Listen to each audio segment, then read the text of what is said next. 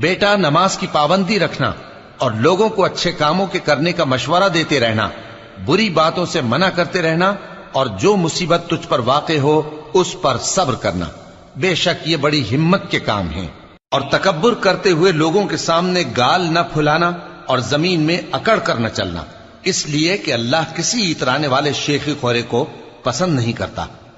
اور اپنی چال میں اعتدال کیے رہنا اور بولتے وقت ذرا آواز نیچی رکھنا، کیونکہ بہت اونچی آواز گدھوں کی سی ہے، اور کچھ شک نہیں کہ سب سے بری آواز گدھوں کی ہوتی ہے۔ کیا تم نے نہیں دیکھا کہ جو کچھ آسمانوں میں اور جو کچھ زمین میں ہے سب کو اللہ نے تمہارے قابو میں کر دیا ہے، اور تم پر اپنی ظاہری اور باطنی نعمتیں پوری کر دی ہیں۔ اور بعض لوگ ایسے ہیں کہ اللہ کے بارے میں جھگڑتے ہیں، نہ علم رکھتے ہیں اور نہ ہدایت اور نہ کتاب روشن۔